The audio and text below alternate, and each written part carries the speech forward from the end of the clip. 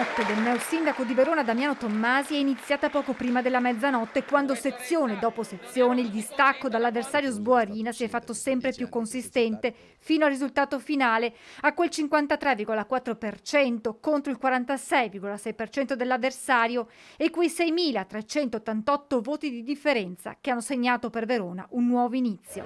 C'è un'altra Verona che ha alzato la voce e che mi auguro si renda protagonista dei prossimi anni. Verona è tante cose, l'abbiamo sempre detto, l'ho sempre pensato, sono tornato a vivere a Verona consapevole che all'esterno esce un'immagine di Verona che non è quella reale. Per Verona è girare pagina, è dimostrare innanzitutto che si può fare politica in un modo diverso, si può fare politica senza rispondere alle provocazioni, agli attacchi personali, si può fare politica parlando di futuro, di progetti, coinvolgendo le persone e dall'altra parte dobbiamo essere anche orgogliosi perché Verona è tante cose e non è solo quella che purtroppo superficialmente spesso viene raccontata. Una vittoria devastante, così Tommasi ha descritto la storica giornata di ieri. Emotivamente tante persone aspettavano questo momento da tanto tempo, personalmente abbiamo lavorato per riuscire a raccontare una città in un modo diverso, ce l'abbiamo fatta, la gente ci ha premiato, ma soprattutto credo che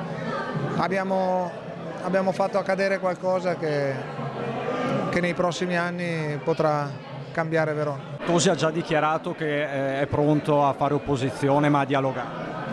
Io credo che le città in generale abbiano bisogno di partecipazione e di coinvolgere tutti in un progetto unitario, poi le posizioni politiche sicuramente vanno tenute, ma credo che tanti dei progetti che abbiamo e tante delle idee che ci sono per Verona sono trasversali a tutti e credo che tutti vogliano il bene di Verona. Tra i primi a chiamare il neosindaco per complimentarsi con lui proprio Federico Sboarina, ma il cellulare di Tommasi ha continuato a squillare per tutta la sera. Scusate, è mio papà.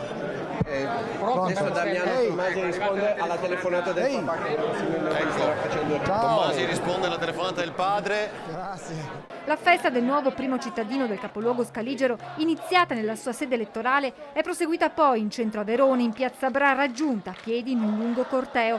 È stata l'occasione per ringraziare chi lo ha sostenuto, lavorando anche dietro le quinte. E credo che questo risultato sia di tante persone. Io ho fatto solo da